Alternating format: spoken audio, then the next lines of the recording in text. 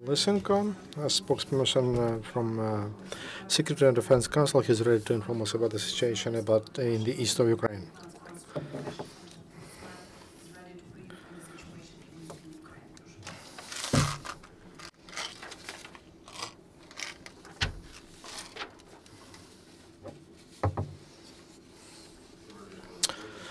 Good afternoon, dear colleagues. The situation in ATO area is still tense, difficult, despite agreements on a ceasefire. Terrorists continue shelling positions of ATO during the day. Terrorists and Russian military men shelled on Debal'tsevo, Donetsk and Lugansk directions. In general, compared to previous days, the number of shellings is less, reduced, because it is related to the success of our artillery that fights back, and they have heavy losses. Mercenary and terrorists have heavy losses. The enemy is rotating, and partially Russian units were taken out. At the same time, according to the information we received through Izvaryne border crossing point to Lugansk, there was a movement of 5 columns of equipment and about 80 units, 80 vehicles.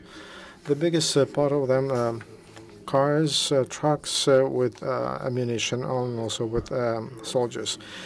On Donetsk direction, militants shelled with grats and mortars upon positions of Ukrainian military near Piske and Tonenke. On the same direction, in the same area, with artillery and mortars, and from small arms, they shelled many times our positions near Krasnogorivka, Slavne, Berezove, Avdiivka, Vesele, and Mayorske. Donetsk airport is still under the control of Ukrainian military men. Our military men fought back all the efforts to attack that strategically important facility. We have to mention that terrorists are actively use the tactics of consequent sequence shelling. When first of all they shell upon positions of our forces, then they shell upon living areas. In the morning in Donetsk, under the fire of terrorists, there was a taxi bus, and 2 died and 8 were wounded. And a school and some living buildings that were also damaged. About 400 militants, 15 tanks, and 20 armored vehicles, and 6 Arad system and 5 artillery cannons were noticed near Dokuchevka. ATO forces are ready to fight back in that area. On the Debal'tsevo direction, near Yanakievo, terrorists with Arad system and mortars, they shelled upon checkpoints of ATO near Olenivka and Vilhovatka. With grenade launchers and small arms, they shelled upon the position of Nikishina. Our military men fight back and destroy fire units of the enemy, and the situation is difficult on Luhansk direction, and that's where militants from Arad system and mortars shelled upon our armed forces near Vilhova and Nizhnya Tepelka. From artillery and mortars and grenade launchers, they shelled upon our positions near Shestya, Stanitsa Luhanska, and Makarova. They continue shelling near Bakhmutivska highway. That's why terrorists using artillery and mortars. 3 times they shelled upon our position near Krymske, Trokhizbinka, and Kryakivka. On Mariupol direction, terrorists became more active compared to previous days. Not far of Novotroinsk, Mykolaiivka, Chermalik, and Pavlopil, militants shelled upon our positions using artillery and mortars. In Mariupol, the situation is calm. Utilities are working as they should. During the last day, we lost 1 military man. 5 got wounded. Clashes on the state border outside of ATO area were not noticed during the last day. Anyways, there is illegal armed units, and they use drones to collect intelligence. There were 5 drones are noticed and not far. Rybinsk and over Port Mariupol. Cadets from the faculty to train for National Guards, National Academy of Interior. For the 4th day in a row, they give donate blood to the wounded in the ATO area. Since the morning to the donor center, 20 military men came and they became donors for the first time. Doctors say that they have enough of blood, but the reserve needs to be updated all the time because it can be used for 42 days. And we would like to thank people who are not indifferent in the regions of Ukraine who gave their blood, donated their blood for our wounded men. That allowed to save hundreds lives of defenders of Ukraine. As to the situation in cities and towns, on temporarily occupied territories in Donbass, the resistance of local people is growing, and they become organized. In Donetsk yesterday, there was one more protest organized, so-called Union of Women's Battalion of Resistance. Local women are not happy with the existing situation with food, and there is no social guarantees from terrorist powers. And also that there are fake money, counterfeited money from DNR, and no shop can take them. Activists of protest movement, they gave ultimatum to the Prime Minister of DNR and to get away in 2 months from the city. I would like to remind that such a similar protest of local people took place recently in Novorossiysk, Turas, Yanakio, Donetsk region, in Sverdlovsk, Chervonopartizansk, and Rovinki in Luhansk region. In addition to that, in occupied areas of Falsivka, Chernukhina, and Krasny Luch, where Russian military men directly put their positions of Hrad system to shell upon ATO forces. Local people came with some tools, and they demanded Russians to take their equipment and leave their cities. Yesterday, military men continued to shell the controlled territories in the Luhansk region from using different armaments.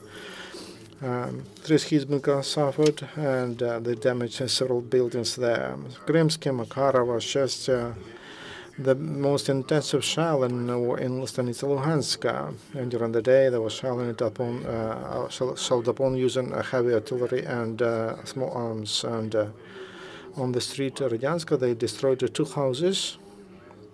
And it's impossible to take them back, to build them back. One person was wounded and was delivered to Chestya Hospital. On Petalinia Street, artillery shell damaged 6 multi-storied buildings.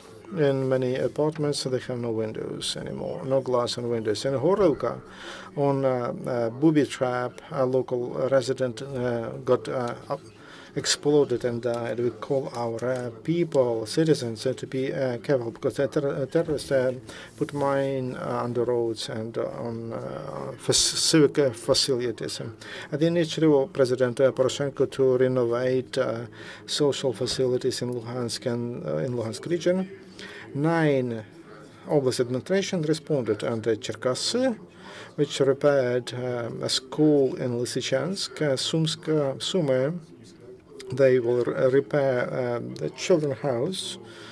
Mykolaiva, they will repair a school in Toshkivka village. Khmelnytska and Vinnytsia region, they will repair school 1 and 25 in Popasna. Kiev and Chernihiv, they will surgery department and lab in Shestya. Lviv region will repair school number 46 in Shestya, and the Zaporizhzhia region will repair a school in Mirna Dolina. In Slovyansk, Donetsk region, they opened gynecology department of local mother hospital, and they work, and there is gynecology was destroyed, damaged by terrorists when the city was under their control. During the last day, in the regions of Ukraine, 340 people were taken, and 33 children, 122 disabled, and pensioners. They had to leave from ATO area. In general, IDPs, we found a place for 477,938 IDPs. One Kibok, our military man, was liberated, and he was standing for Ukrainian positions in Donetsk airport. He spent in the captivity more than 3 months. But he was not broken out, and he was not broken. He did join them. Parliamentary Assembly night in the resolution on support sovereignty and democracy in Ukraine stated that interference of Russia is the main reason why in the east and south of Ukraine there is a military conflict and a humanitarian crisis. Direct and hidden interference of Russia, including moving forces in the uniform without insignia to the territory of Ukraine, is the main reason of why this military conflict continues, and why there is a humanitarian catastrophe crisis in the south and east of Ukraine. The Assembly condemned the illegal occupation and annexation of Crimea by Russia and interference into Ukrainian sovereignty, and that Russia violates international law. NATO General Secretary Jens Stoltenberg called Russia to pull back their forces from eastern Ukraine, to respect Minsk agreements, and to stop in supporting the conflict through the support of two terrorists, and to influence on them to stick to ceasefire mode. The head of Parliamentary Assembly of OSCE, Ilka Kanerva, told that Russia must call withdrawal military forces and military equipment from territory of Ukraine, stopped supporting pro-Russian representatives. The head of the mission of USA in OSCE, Daniel Barton, provided to OBSE standing committee that Russia violates the agreements on the situation in the east of Ukraine. The root of the problem in eastern Ukraine is the same root violation by Russia of sovereignty of Ukraine and its territorial integrity, and also non-compliant with Minsk agreements, Daniel Bayer told. Thank you. Your question. Your questions, please. And the question on the local citizens who are now protesting against terrorists, because it was said that in Lugansk region the terrorists removed the Grad systems because the local people demanded that. These so-called hunger strikes, but they are not so-called, they are really hunger strikes, because the social tension which exists on the territory controlled by the militants, the situation there is not under control. The people there are not provided with anything. The printing machines which are printing money did not rescue the situation. And because local citizens were warned about fake money, these fake money are not received in the shops, and people do not take them, and they refuse to take this money because this is not a monetary unit. They cannot buy anything for this fake money. And that is why that is natural reaction of people who demand from so-called authorities to do everything possible to satisfy social requirements of people. But the bandits fail to do that. And it's clear that the wave of such dissatisfaction of people grows. The project Novorossiya, which was cultivated, is not supported anymore, and there are no supporters of that project, because the social situation demonstrates what is happening in reality. the fact that militants cannot cope with that, and by weapons they will not be able to resolve this situation because they believe that the local citizens would support the terrorists. But now there's no such support, and they receive only negative reaction from locals. And so this is the logical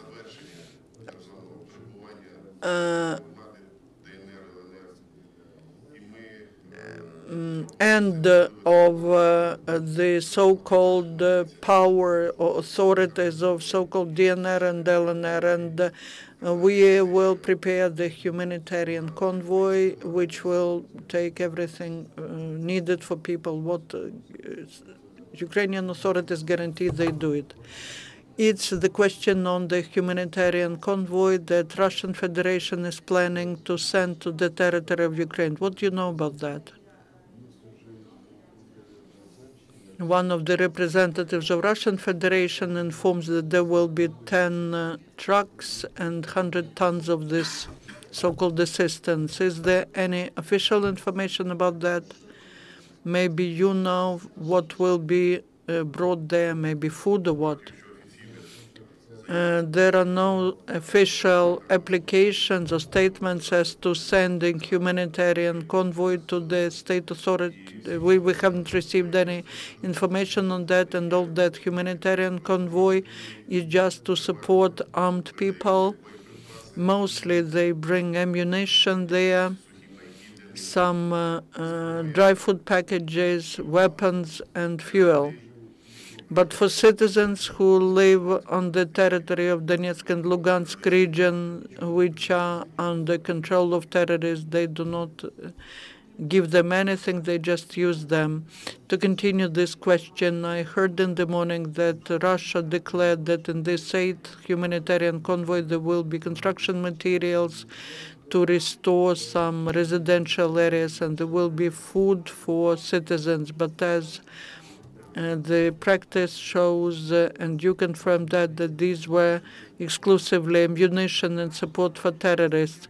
There's an impression that compared to how Ukraine reacted to the first convoy, and now we perceive that as a norm, and they bring in support for terrorists. Why there's no reaction of international community? Why no one watches what's loaded into the convoys? Why don't they accompany these convoys so that they do not bring ammunition? The first humanitarian convoy was stated as the humanitarian convoy by Russian Federation, and there were documents sent as an application, but even the representatives of border and customs services of Ukraine who went to this crossing point where this humanitarian convoy was to cross the border, these people were not allowed to examine the convoy, and the documents were not given to them, and the international norms were violated as to accompanying the humanitarian convoy, because this should be done by the representatives of the Red Cross, and according to the international norms, the humanitarian convoy cannot be accompanied by military persons. All humanitarian convoys that were coming from the territory of Russian Federation were purely military, and we cannot call them humanitarian. That is what Russia calls them. They declare that. But all the convoys were delivered violating all the norms, international norms, and also were there any shellings of the Ukrainian territory from Russia? How many Russian military are there in the east? And I understand that some of them, they are withdrawing. How many of them are left? There were no shellings from the territory of Russian Federation during the last 24 hours. The numbers of Russian servicemen and mercenaries who are on the territory of Ukraine are thousands, but we cannot give you exact numbers. when some leave, that doesn't mean that they leave Ukraine and no one replaces them, because there's information that new forces are arriving, and we can call it rotation. There's a question over there. Any questions? Okay.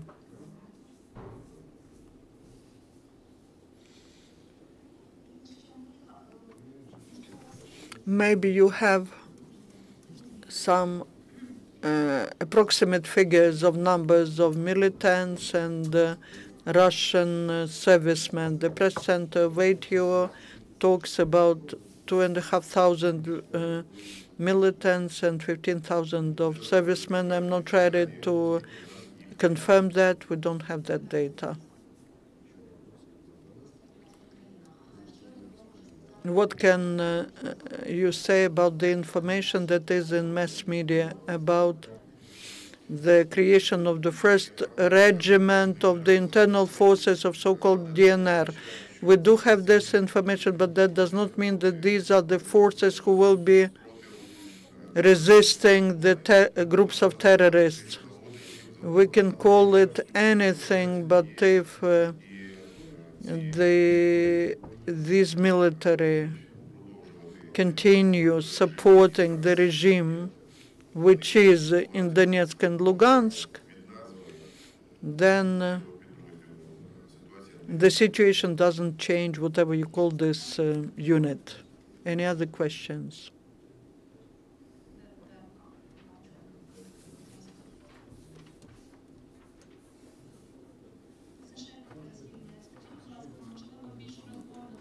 Could you give us more details? Could you comment the fact that some part of Russian forces are withdrawn? How many of them were withdrawn? And why are they doing it? You said for rotation. Does that mean that they understand that they are defeated? The forces which are withdrawn, among them there are the units of the armed forces of the Russian Federation.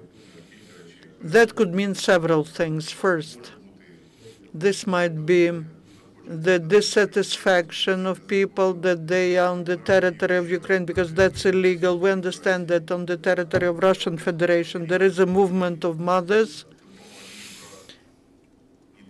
and those who are against Russian troops being on the territory of Ukraine. This could be some possible strike or the dissatisfaction, and the decision was made to rotate these people. So this is rotation. It would be wrong to say that that is planned rotation, because there are no plans for Russian troops being on the territory of Ukraine. They have their main task. They're trying to fulfill it. But with every day, things happen not according to their plans. There's information that Russian military prepare the tactic of small groups for the winter time. The tactic of small groups means that's not just for the winter time. That is the tactics which is used on the territories. It was used all over the world during all the wars taking place in the world. That was even in Africa, even though there's no snow there. The tactic of small groups means making some pointed strikes to keep the general forces in tension, and this way morally, psychologically influence the troops. But we know about that tactic. We know how to counteract it. Almost every day we detain such groups and we liquidate them. Once you have no more questions, thank you. And tomorrow, again, we'll have the information from the